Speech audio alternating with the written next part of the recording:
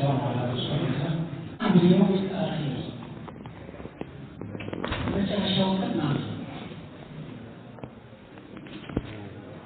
እንግዲህ ነዝሙን 29ኛው ነዝም ላይ ነው ያለነው ያፈዛችሁ ቆዩ ብያለሁ እንግዲህ ኢንሻአላህ እሱን ወደ መጨረሻ እናየዋለን ولا تنكرا جهلا نكيرا ومنكرا ولا الحوض والميزان إنك تنصح يلالو الشيخ ابن أبي داود رحمه الله تعالى يمتن بالبيت ولا تنكرا يتشنوا ما تخفيفنات لتكبرني يتاجو لا تتقوم إنكار لا تارك مالت جهلا ባለማወቅ የተነሳ ብዙ ሰው እሱ ስለማያውቅ ብቻ አንዳንድ የሸሪዓ ህጎችን ይቃወማል ወይም አይቀበልም ስለዚህ ጀህለን ማለት አንተ ስለዛ ጉዳይ ስላላወቅ በሰሒህ መረጃ ላይ የመጡትን የአኺራ ጉዳይ ይሁን ሌሎች የሸሪዓ ድንጋጌዎችን እንዳትቃወም ኢንካር እንዳታረግ ነኪረን ወሙንከረን እንግዲህ ስለ የውም አልአኺር ስለሆነ እየተወራ ያለው ስለ ነኪርና ሙንከር ተቃውሞ እንዳታነሳ ነኪርና ሙንከር የሚባል ደግሞ ምንድነው አይደል እኛ ሰው ሲሞት እንቀብረዋለን ቀብረን አፈሩን ብናየው መላእክቶች ሲጠይቁት ሲቀጡት ወይም ጸጋው ሲገባ አላየንም ስለዚህ ይሄ እኛ አላወቅነውምና ስለዚህ አልቀበልም እንዳትል ማለት ولا الحوض ولا تنكرا حوضا እንደማለት حوضንም በመረጃ የመጣ ጉዳይ ስለሆነ إنكار እንዳታደርግ والميزان نجي يوم القيامة الله سبحانه وتعالى ونضع الموازين القسط ليوم القيامة فتهاي ميزاناتنا የቂያማ ቀን እናስቀምጣለን ብሏል ሚዛን የሚባል ነገር እንዳለ በቁርአንም በሐዲስም መጣ ይሄን እንዳትቃወም إنك تنصح በዚህ ጉዳይ ላይ አንተ እየተመከርክ ነው ምክር ይሰጣል ምክሩን ተቀበል ይላል ነዝሙ መትኑ ይሄ ነው ወደሱ ማብራሪያ ነው ኢንሻአላህ እንገባው من ይላሉ الشارح الشيخ الدكتور صالح بن فوزان حفظه الله تعالى ورعاه هذا البيت هي የግጥም ቤት وما بعده ከዚህ በኋላ ያሉትም ሌሎች የግጥም ቤቶች في الإيمان باليوم الآخر ስለመጨረሻው ቀን ማመን በሚመለከት ነው የሚዳስሱት የመጨረሻው ቀን ማለት ምንድነው ከተባለ وهو اليوم الذي يكون بعد الدنيا ከዱንያ በኋላ ያለ የሚከሰት የሚሆን ቀን የመጨረሻ ቀን ይተባል ዱንያ እንግዲህ ቅርቢቱ ህይወት ትባላለች ከሷ በኋላ የሚመጣው የመጨረሻው ቀን ከዛ በኋላ ሌላ وهو يوم الجزاء እንግዲህ يوم الآخر ብዙ ስም አለ ስያሜው ማንነቱ ትልቅ ስለሆነ መጠሪያዎቹም መገለጫዎቹም ብዙ ናቸው يوم الجزاء ይባላል የሚንዳ ቀን በመባልም ይጠራል والحساب የምርመራም ቀን ويوم الدين وهو يوم الدين የሚባለው يوم الدين ሰዎች የሚመነዱበት የሚመረመሩበት ቀን الدين الحساب ማለት ነው والإيمان به እንግዲህ መጨረሻው ቀን ማመን በዚህ ቀን ማመን أحد أركان الإيمان الستة ከስድስቱ የኢማን ማዕዘናቶች ውስጥ አንዱ እንደሆነ ይታወቃል التي جاء جاءت في حديث عمر رضي الله عنه بعمر بن الخطاب حديث ላይ የመጡ የሆኑ 6 የኢማን ማዕዘናቶች አሉ ሐዲሱ ጅብሪል በመባል የሚታወቀው ከዛ ውስጥ አንዱ ነው የመጨረሻው ቀን ማመን في قصة مجيء جبريل عليه السلام إلى النبي صلى الله عليه وسلم ሁሉም ሰው የሚያውቀው 40 ሐዲስ ላይ 40 የቀራ ሁሉም ይረዳል ጅብሪል ወደ ነብያችን ሰለላሁ ዐለይሂ ወሰለም መጥቶ بحضرة أصحابه ሰሃቦቹ ከዙሪያቸው ባሉበት ሰዓት ጅብሪል መጥቶ يسأله عن الإسلام وعن الإيمان وعن الإحسان መጥቶ እንግዲህ ስለነዚህ 3 ነገሮች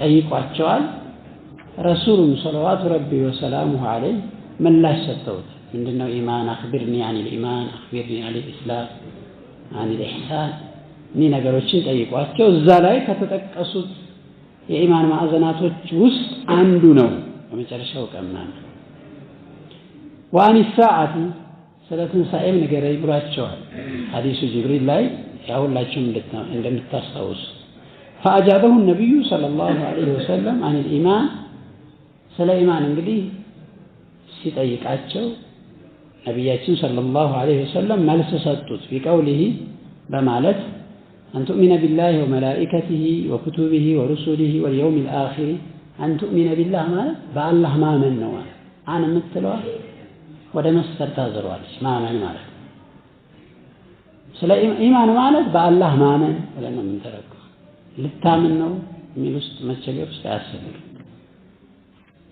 በአላህ በመላእክታ በመጻሕፍቶች በመልእክተኞች መጨረሻው ቀን ማመን ነው ወቱሚነ ቢልቀደሪ ኸይሪሂ ወሸሪሂ በአላህ Subhanahu Wa Ta'ala ፍርድና ውሳኔ ወይም እሱ ውሳኔ ማመን ነው መልካም ምን መጥፎ ከሱ ነው ብሎ ማመን ነው ብለው መልሰውለታል ይሄ እንግዲህ ሁላችንም የምናስታውሰው ሐዲስ ነው وهذه الاركان السته እንግዲህ እነዚህ 6ቱ የኢማን ማዕዘናቶች تأتي تارة تأتي جميعا في القرآن አንዳንድ ጊዜ በቁርአን ላይ በአጠቃላይ ይመጣሉ አላህ Subhanahu Wa Ta'ala ተርታው 6ቱንም ይጠቅሳል አንድ አካባቢ አንድ ቦታ ላይ ማለት ወይ በአንድ አንቀጽ ወይ በሁለት አንቀጽ ያደረገ ለምሳሌ كما في قوله تعالى سورة البقرة ላይ ያው ጀመር እንዳደረገው ليس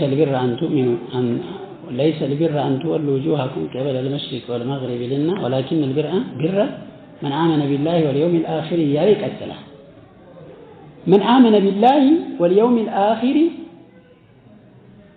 እያለ ሌሎችንም የኢማን ማዕዘናቶችን ያስከትላል وقوله يؤمنون بالله واليوم الآخر ወዴት ገባ ዝም ትላላችሁ አለፈሰ እኔ ጋር አይደላችሁ ማለት ነው وهذه الأركان الستة تارة تأتي جميعا في القرآن وتارة يأتي بعضها هذا الميلو ودتاج አልፈኝ ስለዚህ እናንተ ኪታብ ይዛችሁ ስትከታተሉ እኔ ሳትስል ማለት አለባችሁ አለበለዚያ እንደማትከታተሉኝ ነው እንትን ማለት ዝም ካላችሁ በቃ አይከታተሉም ማለት ነው وكثيرا ما يأتي الإيمان بالله واليوم الآخر مقترنين باللهنا بمجرشاو كمامن ተቆራኝቶ የሚመጣበት ብዙ ነው ማለት ነው በአላህ ማመን ከመጨረሻው ቀን ማመን ጋር ተቆራኝቶ አንድ ላይ ሆኖ የሚመጣበት ቁርአን ላይ በብዛት ነው ቁርአን ላይ ብቻ አይደለም ሐዲስ ላይ ራሱ ረሱሉ ሰለላሁ ዐለይሂ ወሰለም من كان يؤمن بالله واليوم الآخر የሚሉበት ብዙ አጋጣሚዎች አሉ من كان يؤمن بالله واليوم الآخر فليكرم جاره من كان يؤمن بالله واليوم الآخر فليقل خيرا أو ليصمت እንዲህ አይነት ንግግሮች አሉ በአላህ ማመን ጋር ተቆራኝቶ ወይም አንድ ላይ ሆኖ ይመጣል በቁርአን ላይ كما في قوله تعالى من آمن بالله واليوم الآخر ቀድም እንዳየነው ማለት ነው በአላህ ማመን ጋር አብሮ ተቆራኝቷል وقوله يؤمنون بالله واليوم الآخر እንዲያርጉ አላህ Subhanahu Wa Ta'ala በመጨረሻው ቀን ማመን ከሱ ማመን ጋር አብሮ አቆራኝቶ ጎን ለጎን ያመጣዋል። ይሄ እንግዲህ በዚህ ቀን ማመን ያለውን ደረጃ ይጠቁማል ማለት ነው። ወታረተን አንዳንድ ጊዜ ደግሞ تأتي أركان الإيمان في القرآن مجتمعة የኢማን ማዕዘናቶች በቁርአን ላይ ተሰብስበው የሚመጡበት አጋጣሚ አለ። ቀድም እንደገለጽኩላችሁ مثل قوله تعالى ለምሳሌ ليس البر أن تولوا وجوهكم قبل المشرق والمغرب ፊቶቻችሁን ወደ ምስራቅና ወደ ምዕራብ አቅጣጫ ማዞራችሁ አይደለም መልካም ስራ የሚባለው ማለት ያው ሰበብ ንዙል አለው። በርግጥ የሚናገሩት በመጀመሪያ ረሱሉ ሰለላሁ ዐለይሂ ወሰለም ወደ 17 ወራቶች ወደ ቤተል መቅደስ ዙረው ነበር የሚሰግዱት። በኋላ አላህ Subhanahu Wa Ta'ala ያ ቀደነራና ተቀልበ ወጅሂከ ሰማይ እያለ ወደ መካ ወደ ካዕባ የሚዞሩበትን ሁኔታ ይፈልጉ ነበርና አላህ ወደ ካዕባ ቂብላቸውን እንዳቅጣጩ አዘዛቸው። وحيثما كنتم فولوا وجوهكم ብሎ አላህ አዘዘ። ሁሉም የትም ቦታ ብትሆኑ ወደ ካዕባ ዙሩ አላቸው እና ያው ወደ ቤተል መቅደስ እየዞሩ ሰግዱ የነበሩ ወደ አኺራ የሄዱ ወንድሞች የነዛ ጉዳይ ደግሞ ሰሃቦች ትንሽ ያሳሰባቸው። እሱ አይደለም ቁም ነገሩ ወደ ምስራቅ እንግዲህ ከካዕባና ከቤተል መቅደስ አቅጣጫ ነው ይሄንን አቅጣጫ ያነሳው። ቁም ነገሩ ወደ ምስራቅ ወደ ምዕራብ መዞሩ ላይ ሳይሆን ምክንያቱም ወደዛም ዙሩ ያለው አላህ ነው፣ ወደዚህም ዙሩ ያለው አላህ ነው። እሱ አይደለም መልካም ዙሩ ከመዞሩ ጋር አይደለም ዋናው እንዲዞሩ ያዘዛችሁን አካል ከመታዘዝ ጋር ነው የሚያያዘው። ስለዚህ ወደ ምስራቅ አቅጣጫ ወደ ምዕራብ አቅጣጫ መዞራችሁ ሳይሆን መልካም ስራ የሚባለው ولكن البر من آمن بالله ولكن البر بر من آمن بالله ብለው ይፈስሩታል።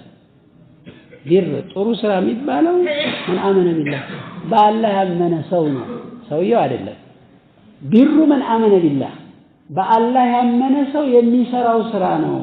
ስለዚህ እኔ በእኔ አምናችሁ በምላችሁ መልኩ በፈለኩት ነገር ሳዛችሁ መዞራችሁ ነው ቁም ነገሩ እንጂ ከሆነ አቅጣጫ መዞራችሁ ይሄ አይደለም ጉዳዩ ብሎ አላህ Subhanahu Wa Ta'ala ያንን አነሳላቸው ጭንቀቱን ማለት ነው። ስለዚህ እዚህ ቦታ ላይ ምን አለ አላህ Subhanahu Wa Ta'ala من آمن بالله واليوم الآخر والملائكة والكتاب والنبيين እያለ إلى آخر الآية كما ጨርሻው ይጠቅሳል። ስለዚህ አንዳንዴ እንግዲህ አርካኑል ኢማንን ሰብሰብ ያደርጋቸዋል። ወይ አምስቱ ይጠቀሳሉ፣ አራቱ ይጠቀሳሉ፣ ደግሞ ሌላ ቦታ ላይ ሁለቱ አንዱ ይጠቀሳል። በሌላ አንቀጽ مثل قوله تعالى ያለው وقوله آمن الرسول بما أنزل إليه من ربه والمؤمنون መላእክተኛው አመነ በሱ ላይ በተወረደው ነገር ከጌታው በሱ ላይ በተወረደው ነገር አመነ ሙእሚኖችም አመኑ አላህ ኩሉን አመነ ቢላሂ ወመላኢከቲሂ ወኩቱቢሂ ወሩሱሊሂ ይያርጉ አላህ Subhanahu Wa Ta'ala አርካኑል ኢማን አንዳንዴ ሰብሰብ አድርጎ የሚያወሳበት ቦታዎች አሉ ለማለት ማስረጃ ያመጡ ነው ሼኹ حفظه تعالى። ስለዚህ فالإيمان باليوم الآخر هو أحد أركان الإيمان እንግዲህ በመጨረሻው ቀን ማመን ከኢማን ማዕዘናቶች ውስጥ አንዱ እንደሆነ እንረዳለን። من أنكره كفر ይህን የካደ ሰው ወይም የተቃወመ ይከፍራል፣ ከኢስላም ይወጣል። በመጨረሻው ቀን ሞቶ መቀስቀስ አለ። የሰው ልጅ ከሞተ በኋላ ይመነዳል የሚለውን ነገር አይ እኔ እንኳን ብዙ አይታየኝም ካለ የሰው እስልምና ውስጥ መግባት አይችልም። ይሄን በደንብ ሊያውቅ ይገባል። ከመን ቃለ ያለ ሰው إنه لا يوجد بأس ኧረ መቀስቀስ የሚባል ነገር የለም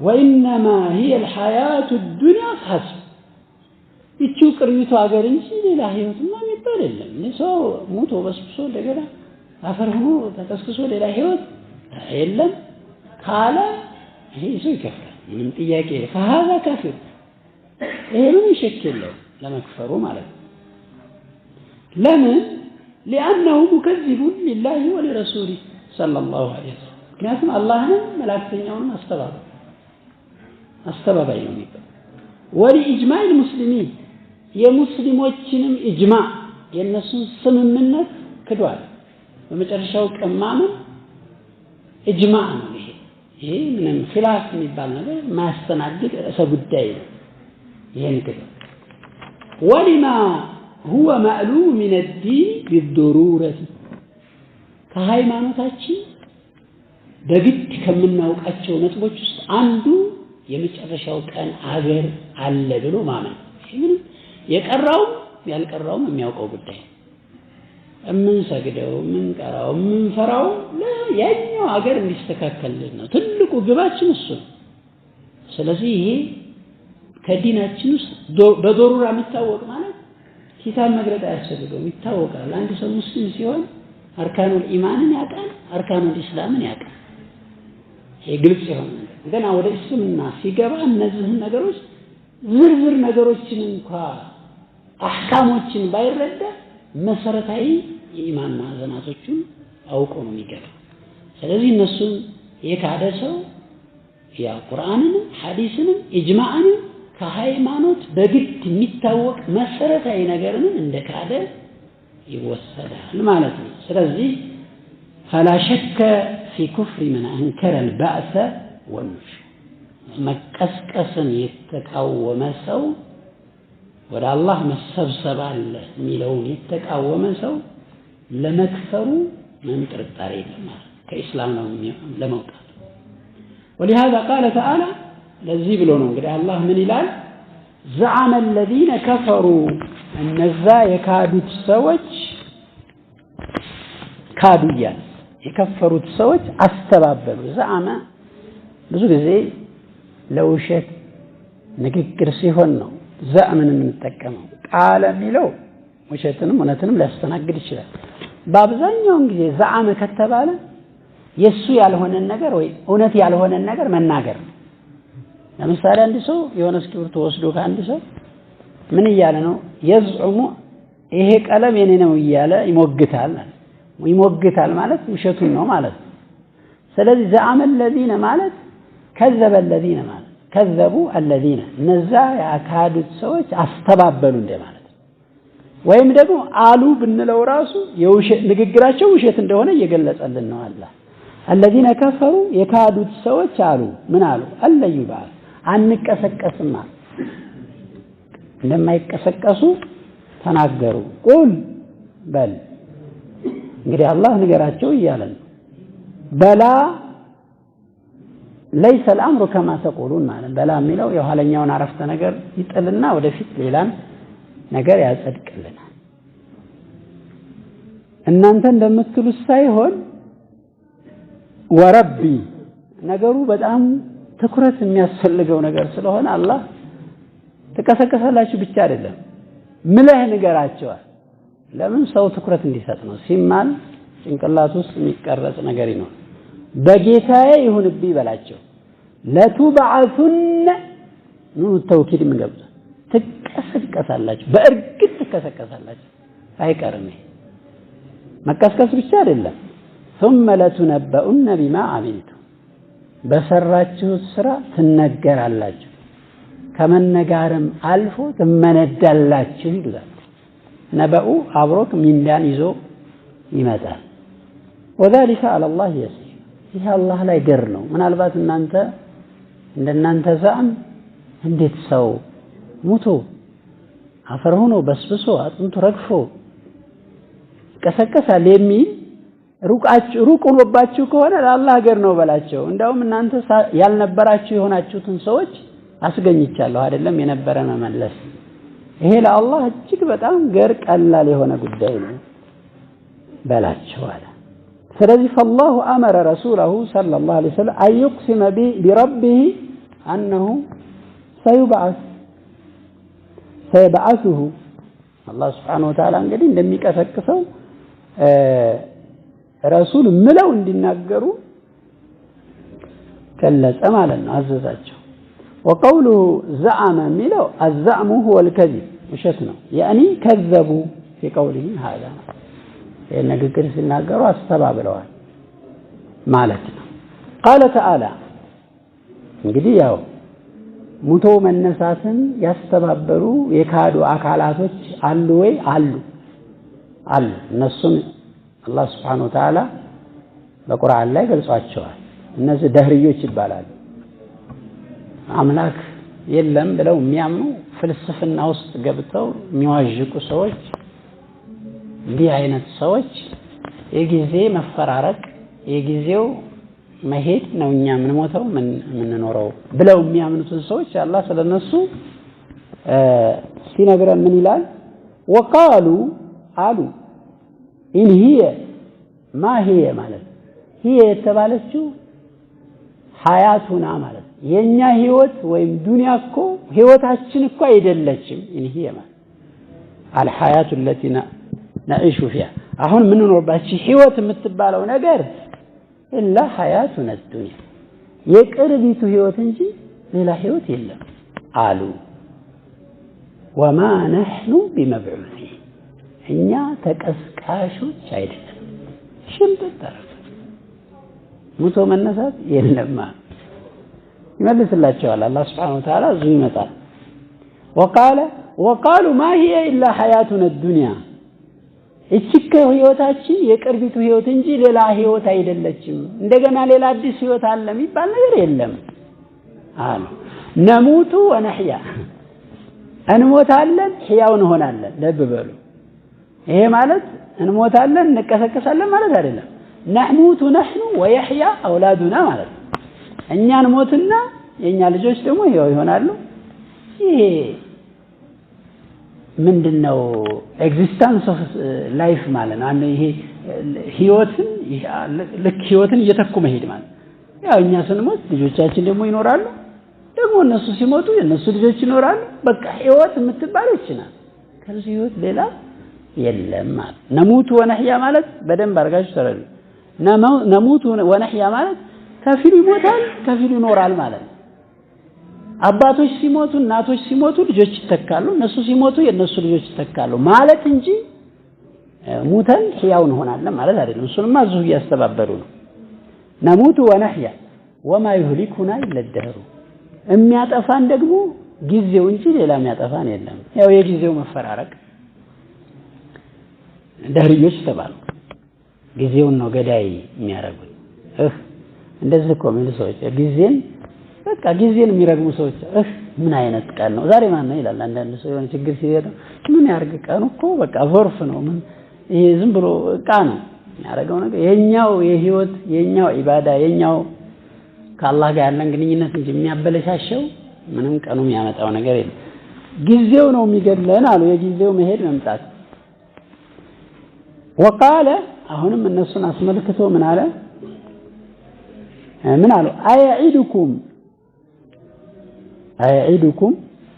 እንዴ ነብይ ስለ ሷሊህ ያወራ ነው እንግዲህ ሱራውን ተፈታራችሁ ማየት ትችላላችሁ እናንተን ቃል ይገባችኋል አይደል እያላገጡ ነው በነብዩ ዳዋ በሚያረግላቸው ነብዩ ሷሊህ መስለኛል አንኩም እናንተ اذا متم ከሞታችሁ በኋላ وكنتم ترابا አፈር ከሆናችሁ በኋላ وعظاما አጥንት ሆናችሁ ስጋችሁና አጥንታችሁ ተለያይቶ በስብሳችሁ አፈር ተሆናችሁ በኋላ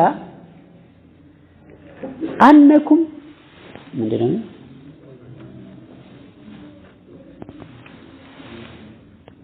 አንኩም ترجعون አይደል የሚለው ዘለልኩ እንዴ አንኩም مخرجون የምትወጡ ትሆናላችሁ እንደገና ተርሰ መቃብራችሁ ተወጣላችሁ ብሎ ይሄን ቃል ይገባቸዋል ይሄ ነብይ ሃይሃት ሩቅ ነው ሃይሃት ማለት አይ በዑደ ማለት ሃይሃት በጣም ሩቅ ነው ለተውኪድ የገባ ነው ሁለቱም ሃይሃት በጣም የራቀ ይሄ የሚለው ነገር እጅግ በጣም ለአቅልም ለምንም የማይመች ሩቅ የሆነ ነገር ሊማቱ አሉ ለምትቀጠሩት ነገር እጅግ በጣም የራቀ ነው። ይሄ ሊሆን የማይችል ጉዳይ ነው። እንደ ሰው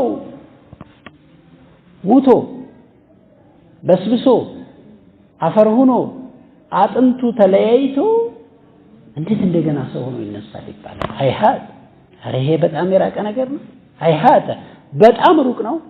ሊማቱ አሉ ማለት እንሂ አሉ ቀጠሩ ማሂ ህይወታችን እኮ አይደለችም ኢላ ሐያቱን አዱንያ የቅርቢቱ ህይወት እንጂ ሌላ ህይወት የለም። የሞቶ እንደገና ተበሰበሱ በኋላ መነሳት የሚባለው ነገር አናል ነሙቱ ወነህያ ቀድም እንዳልኩት እኛ እንሞታለን ሌላው ህያው ይሆናል ይሞታል ደግሞ ወማ ነህኑ ቢመብዑሲ እኛ ተቀስቃሾች አይደለንም አሉ። እንግዲህ የካዱ ሰዎች እንደሆኑ አላህ Subhanahu Wa Ta'ala ያው በግልጽ ቀድም ዘአመ الذين كفروا የሚለው የቁርአን አያት ላይ በደንብ አይተናቸዋል። ስለዚህ ሙቶ መነሳት መቀስቀስ የሚባል ነገር የለም ካለ አንድ ሰው ይከፍራል። ቢሰግድም አይጠቅመውም። ማወቅ አለበት። ቢጾም ቢሰግድ ምንም ትርጉም የለውም።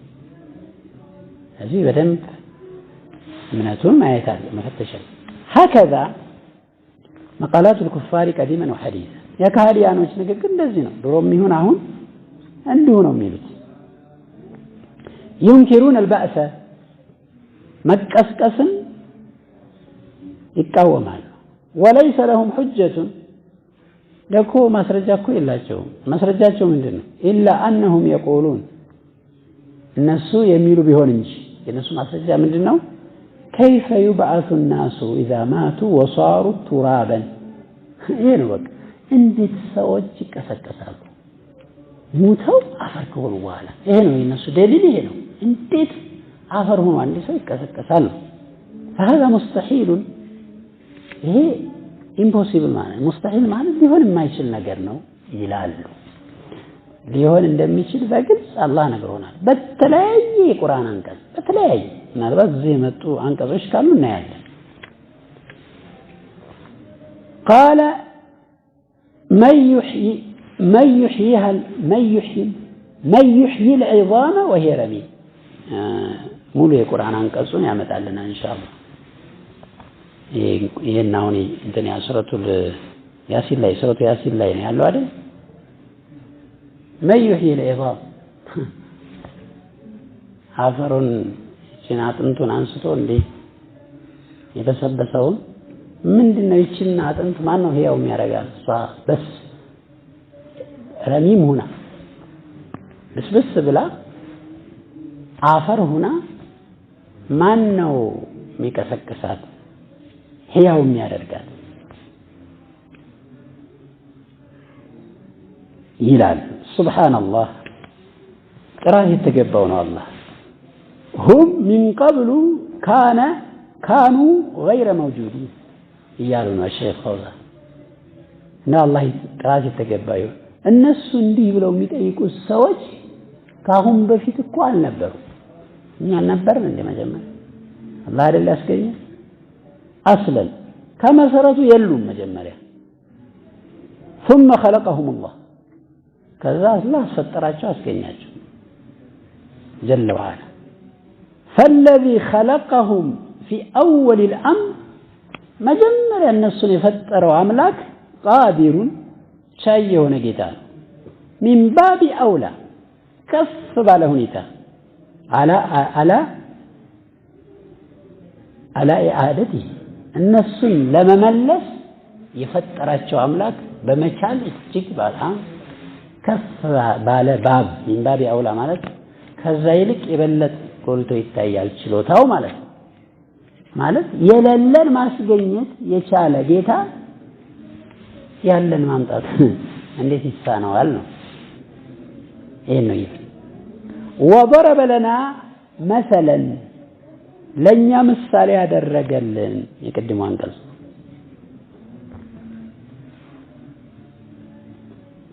ونسي خلقه የሱን አፈጣጠር መፈጠሩን ረሳ ይላል አላህ መፈጠሩን ረስቶ እንደገና ለአላህ ምሳሌ ያደርግ ነው ምን ሊያደርግ ነው ቃለ መን ዩሕዪ ልዕዛመ ወሂየ ረሚም ይችን አጥንት ከበሰበሰችና አፈር ከሆነች በኋላ ማን ነው ሕያው የሚያደርጋት አለ ከሃዲ ክፍል። ቁል በለው ዩሕዪሃ ሕያው ያደርጋታል ማን አለዚ አንሸአሃ አወለ መራ መጀመሪያ ያስገኛት ጌታ ሕያው ያደርጋታል ብለህ መልስለት። ወሁወ ቢኩሊ ኸልቅን ዓሊም እርሱ በማንኛውም ፍጥሮች ላይ አዋቂ የሆነ ጌታ ነው። ስለዚህ መጀመሪያ ያስገኛት ነው ሕያው የሚያደርጋት ብለህ ምላሽ ስጠው። በቃ አጭር መልስ ከገባው ማለት ነው። ፈልቁርአኑ መምሉኡን ሚን ረዲ አላ ሙንኪር ልባእሲ ስለዚህ ቁርአን እንግዲህ ከፈት አድርገን ካየነው መቀስቀስን የሚቃወሙ ሰዎችን ምላሽ በመስጠት ላይ የተሞላ ነው። በደንብ ተሞልቷል በዚህ። ወአይضን በድጋሚ ለው ለም ዩጀድ ባእሱን ወጀዛኡን ይሄ እንግዲህ ሙቶ መቀስቀስ መነሳት አለ ወይ ለሚለው ቁርአናዊ ማስረጃ አጥጋቢ መረጃዎች ሞልተዋል። ለናሙና ያህል 2-3 አንቀጾችን አነሳ። አንድ ደሊል የመጀመሪያ የማያሻማ ማስረጃችን ይሄ ነው። ሙቶ ለመነሳት ማስረጃችን ይሄ ነው። እሺ ወደ አቅልም እንምጣ። አንዳንዴ አቅልየንም እስላም ከአቅል ጋር አይጋጭም፣ ከንጹህ አእምሮ ጋር አይጋጭም። ወአይضን የሚለው ያ ነው። አሁንም ድጋሜ ምላሽ ነው ይሄ። ምናልባት አንዳንዴ የቁርአን አያት ሐዲስን ነግረው በጅም አይልሰዋል። እስኪ አቅሉን ደግሞ ፈትሽ አላህ አፈላ ተአቂሉን ይላል። የተለያየ አንቀጽ ላይ አፈነጀዐሉል ሙስሊሚነ ከልሙጅሪሚን ይላል። ማለኩም ከይፈ ተሕኩሙን እስኪ ቆይ እነዚህ እንደፈለጉ የሚጨቁኑ የሚረግጡ ንጹሃኖችን እንደፈለጉ የሚያደርጉ ሰዎችና አላህን ፈርተው የሰው ሐቅ ጠብቀው የአላህን ሐቅ ጠብቀው የሚኖሩ ሰዎች ከሞቱ በኋላ እኩል እናደርጋቸዋለን? እስኪ እናንተ አቅል ካላችሁ ፍረዱ ይላል። ሰው መቼም ጤነኛ ከሆነ አይደረጉም ይላል አይደል? ያው አቅሉ ከሄደበት እንግዲህ ያው ምን ችግር አለው ሊል ይችላል።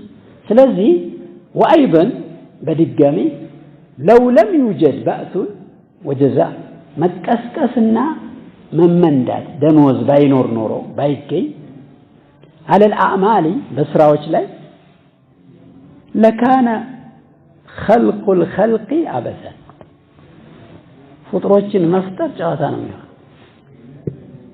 ሰዎችን ብሎ መፍጠር ምን ትርጉም አለው? ጨዋታ ነበር የሚሆነው። ከይፈ የኽሉቁሁም እንዴት ነው የሚፈጥራቸው? ወያዕመሉነ አልአዕማል አልሷሊሐተ አው አልአዕማል አልኩፍሪየተ እነሱ መልካም ስራ ይሰራሉ ወይም ደግሞ መጥፎ ስራ ይሰራሉ፣ የክፉር ስራ ይሰራሉ። ثم يموتون ويتركون ከዛ ይሞታሉ ይተዋሉ። መፈጠሩ ምንድነው ትርጉሙ? ጨዋታ ሲፈልግ እዛ የፈለገውን ሰርቶም ይሞታል፣ መልካም ስራ ሰርቶም ይሞታል። ተተወ ምንድነው ትርጉሙ? هذا لا يليق بعدل الله جل وعلا ይሄ ከአላህ ፍትህ ጋር አይስማም አይገጥም። እንዲህ አይነት አላህ እንዲህ አይነት አድል የለው። እንዲህ አይነት አድል ማለት ምንድነው የሚለው አላህ አፈሐሲብቱም ጠረጠራችሁ እንደ ገመታችሁ እነማ خلقناكم عبثا እኛ ለጨዋታ የፈጠርናችሁ መሰላችሁ እንዴ? ይሄን ገመታችሁ እንዴ? ወአነኩም ኢለይና ላ ተርጂዑን እናንተ ወደኛ ማትመለሱ መሰላችሁ? فتعالى الله الملك الحق እውነተኛው ንጉስ አምላክ ከዚህ እጅግ ከፍ ያለ የጠራ ጌታ ነው ይላል። እሺ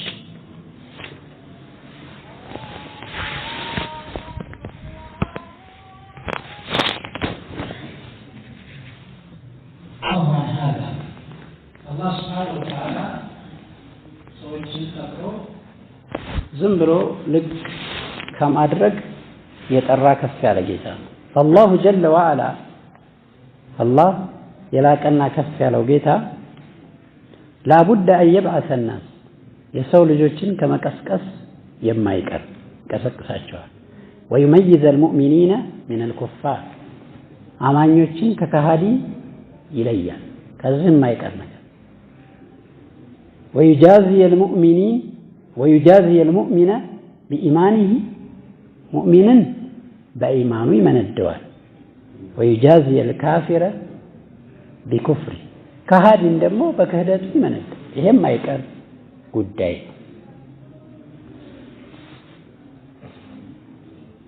وما خلقنا السماء والأرض وما بينهما باطلا الله እንዲነው ሰማይና መሬትን በመካከላቸው ያለውንም ለከንቱ ለውድቅ ለተራ ነገር አይደለም የፈጠርነው ذلك ظن الذين كفروا ይሄ የካዱት ሰዎች ጥርጣሬ ነው እንጂ ትክክለኛ አማኞች እንዲህ አይደለም ለትልቅ في خلق السماوات والأرض واختلاف الليل والنهار لآيات لأولي الألباب ስለዚህ ተአምር አለበት እንዳለው ለትልቅ ዓላማ ነው የተፈጠረው فويل للذين كفروا من النار ለነዛ ለካዱት ሰዎች ወየውላቸው ከሳት እሳት ያገኛቸዋል ማለት ነው አም ነجعل الذين آمنوا ወይስ እነዛን ያመኑትን ሰዎች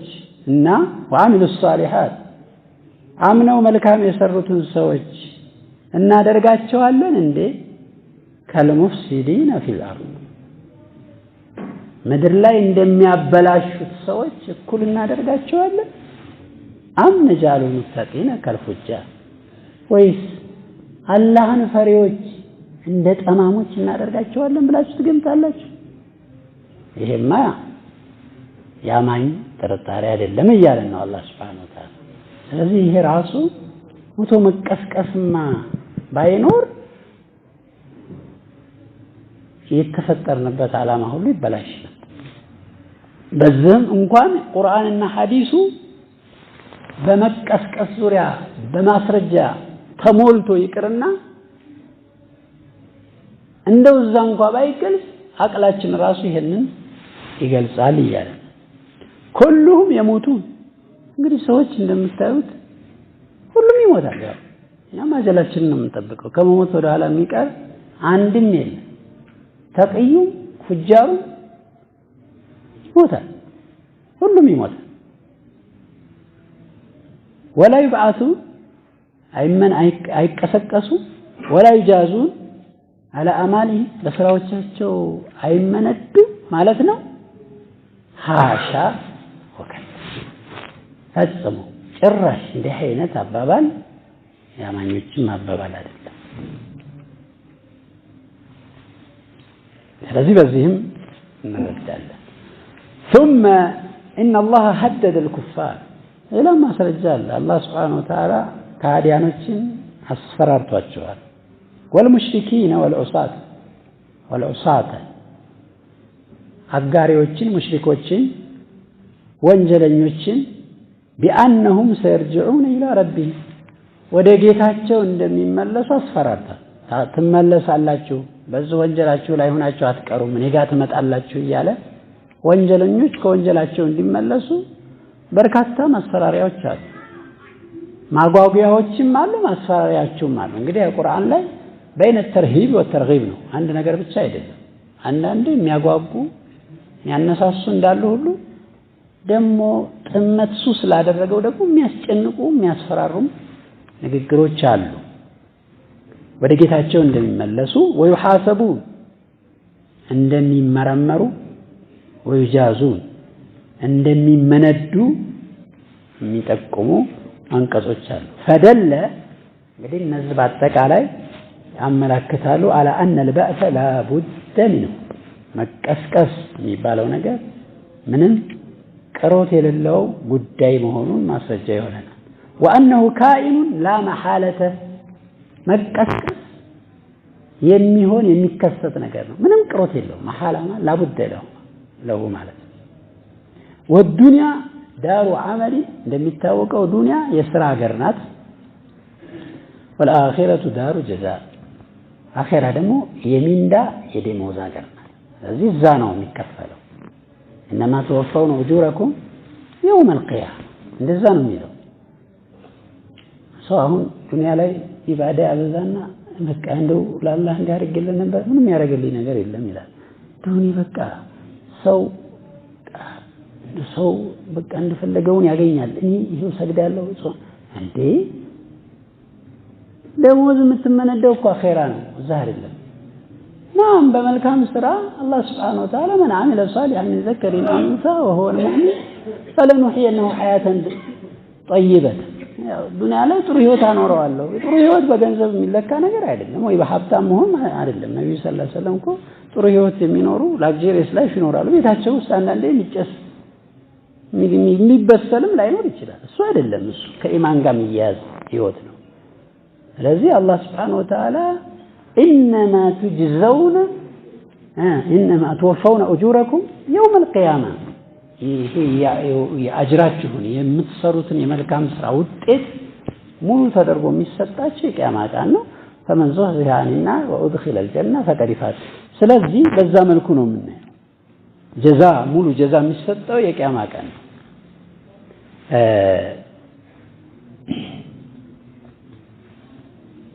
هذه حكمة الله እንግዲህ አላህ Subhanahu Wa Ta'ala ጥበብ ነው። ዱንያን የሥራ ሀገር አድርጓታል። አኺራ የደሞዝ ሀገር ነው። እዛ የሚሰራ ነገር የለም። እዛ መጣቀም ብቻ ነው። አላህ ይወፍቀን። والإيمان باليوم الآخر እንግዲህ በመጨረሻው ቀን ማመን ማለት የሚባለው ነገር يشمل على الإيمان بكل ما يكون بعد الموت መጨረሻው ቀን ስንል ከሞት በኋላ በሚከሰቱ ነገሮች ሁሉ ያጠቃልላል።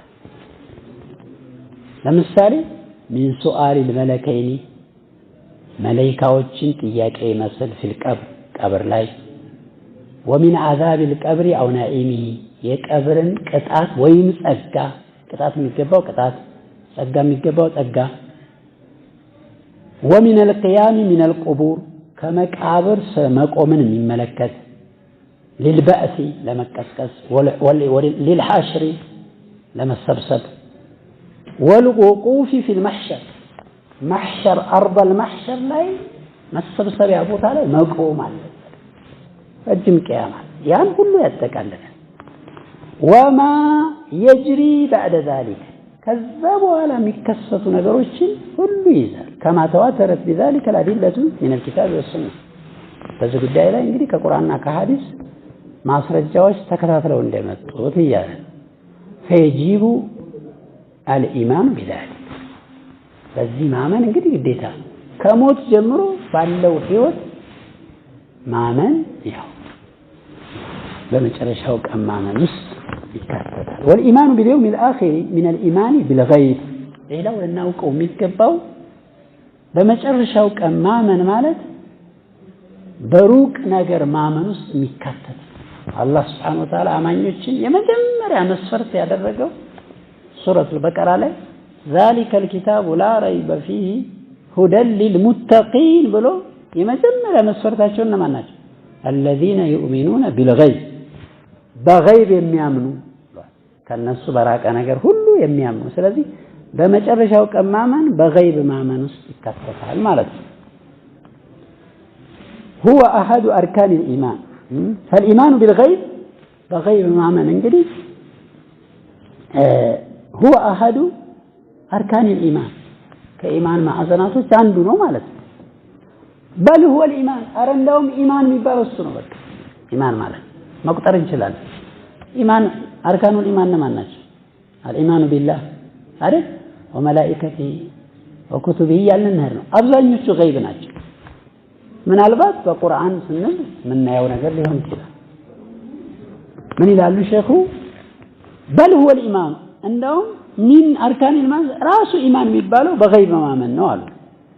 فالإيمان بالله ለምሳሌ በአላህ ማመን وبأسمائه وصفاته በሱ ስሞች ባህሪያቶች ማመን من الإيمان بالغيب በገይብ ማመን ውስጥ የሚካተት ለምን አላህ Subhanahu Wa Ta'ala አላየነው እሱ የነገረንን ነው ተቀበለን እና እዛ ውስጥ አብሮ የሚካተት لأننا لم نرى الله عز وجل ምክንያቱም አላህን እኛ አላየን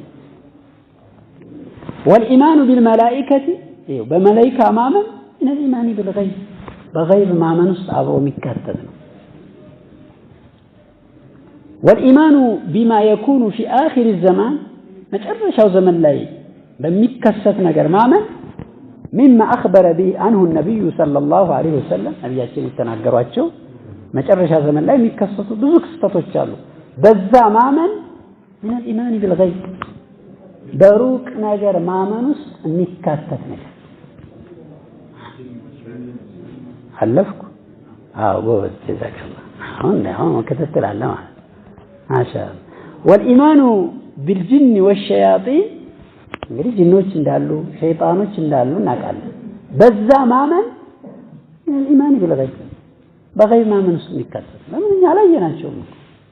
አንዳንዴ ሊከሰቱ ይችላል አንዳንድ አካላት ወይ ምናልባት በጆሮአችን የምንሰማበት ሁኔታ ሊፈጠር ይችላል፣ ግን አላየናቸውም። እንደ ሰው ለምታያቸው አካል ግልጽ አይደለም። ስለዚህ በዛ ማመን አብሮ ስለዚህ ኢማን ቢልየውም الآخر ኢማን ቢልገይብ ውስጥ የሚካተት ነው። እንደው በገይብ ማመን የሚባለው ትልቁ የኢማን ክፍል ነው። ለምን ብዙ ነገሮችን አካቶ ይይዛልና።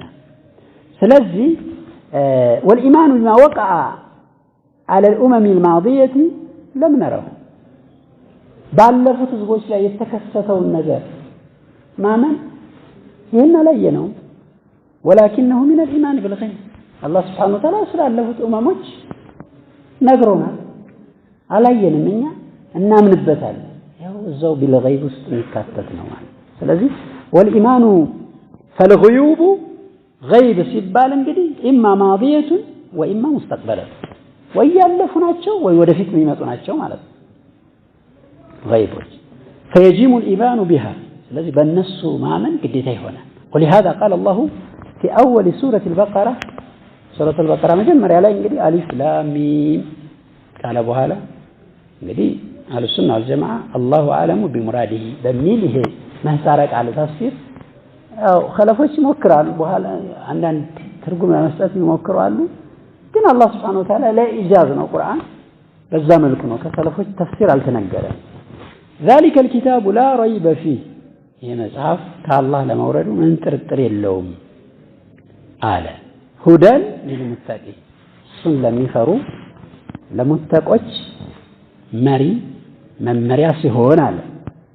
እነማን ናቸው?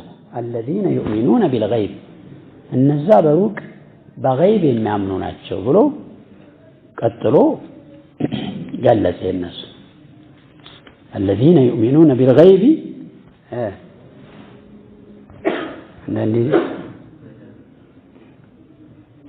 ويقيمون الصلاة ومما رزقناهم ينفقون